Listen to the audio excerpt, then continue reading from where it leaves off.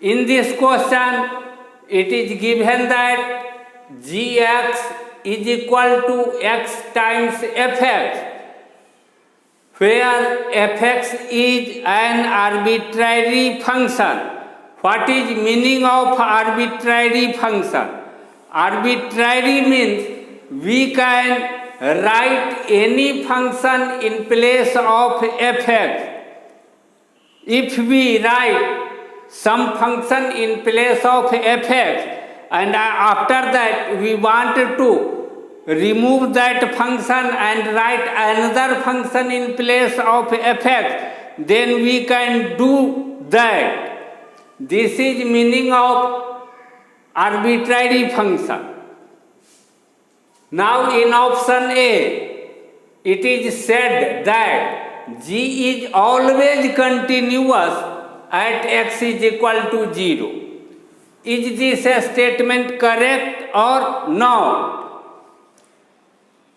Since fx is arbitrary, we can write any function in place of fx.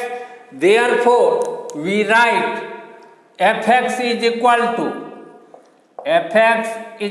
to 1 by x when x is positive, 0 when x is equal to 0, minus 1 by x when x is negative.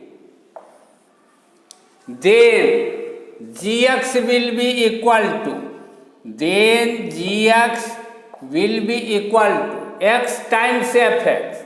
Fx is this, x times 1 by x, 1 when x is positive, x times 0, 0 when x is equal to 0, x times minus 1 by x, minus 1 when x is negative. Thus, we get gx is equal to this function. This is graph of y is equal to gx. When x positive, then gx1. Gx means y1, y coordinate 1, this height. When x0, then gx0 means y0. That means x coordinate 0, y coordinate 0, this point. When x coordinate negative, then gx minus 1 means y minus 1 means y coordinate minus 1, this part. This graph break at x is equal to 0. Now there may be many students who might be confused that how this graph breaks at x is equal to 0. We erase x-axis from here and y-axis from here, but do not erase part of graph, this part, this point and this part. Then it will look like this. This is the part of graph. Clearly this graph breaks at 0 at this point, and this point is x coordinate 0.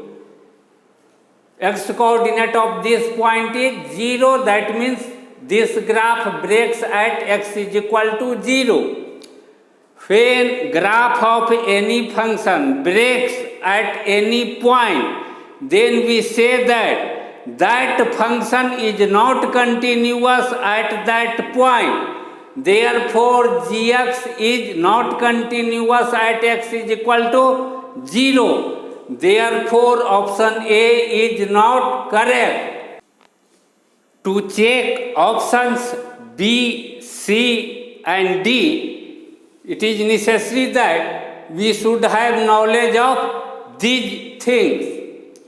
If left hand limit at x is equal to 0 is equal to right hand limit at x is equal to 0 is equal to value of the function at x is equal to 0, all these three are equal, then we say that function is continuous at x is equal to 0.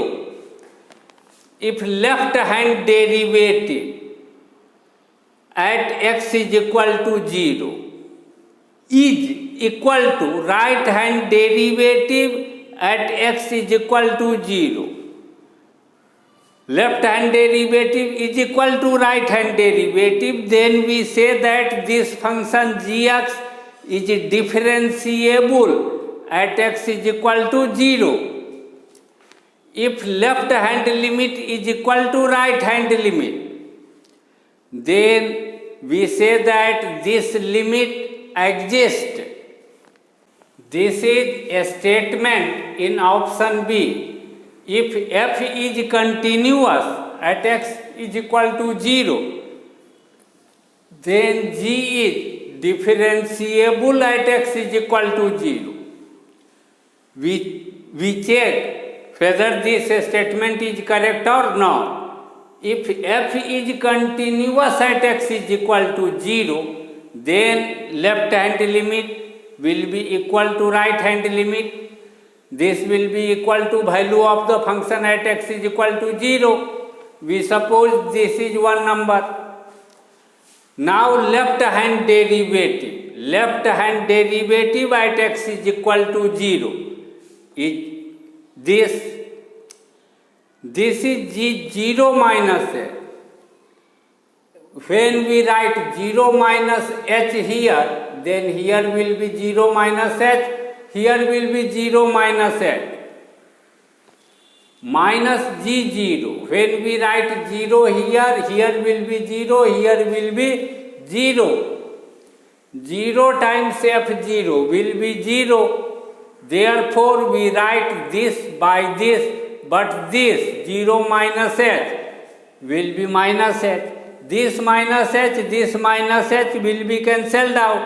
Then there will be left this, but this is this left hand limit and this is equal to f0. Therefore, this we write f0 here.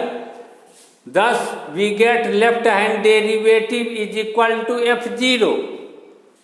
Right hand derivative is equal to this. Here is g0 plus h. 0 plus h. Here will be 0 plus h. Here will be 0 plus h. Minus g0. 0. 0 here, 0 here. 0 times f0 will be 0. And this 0 plus h will be h. This h and this h will be cancelled out. And we get this. But this is this right hand limit and this is equal to f0. Therefore, this will be equal to f0. Thus, we get right hand limit is also equal to f0. Since left hand derivative is equal to right hand derivative, therefore gx is differentiable at x is equal to 0. Therefore, this option B is correct. In option C, a statement is if g is differentiable at x is equal to 0, then f is continuous at x is equal to 0. And in option D, a statement is if g is differentiable at x is equal to 0, then this limit will exist. In both the options, g is differentiable at x is equal to 0. Now, when g is differentiable at x is equal to 0 and these three, the left hand limit is equal to right hand limit is equal to f0. All these three are equal, then we will say that f is continuous at x is equal to 0. But when g is differentiable at x is equal to 0, then if only these two are equal, then we will say that this limit exists. If g is differentiable at x is equal to 0, then left hand derivative will be equal to right hand derivative. 0 minus h, here will be 0 minus h, here will be 0 minus h. Similarly, we have written here 0 times f0 will be 0 and here will be minus h. Similarly, this will be 0 and here will be h. This minus h will be cancelled out. This h and this h will be cancelled out and we get this. Since only left hand limit is equal to right hand limit, but we do not get the result that this is equal to f0. Therefore, we cannot say that fx is continuous at x is equal to 0, but we can certainly say that limit of fx when x tends to 0 exists. Therefore, option D is correct.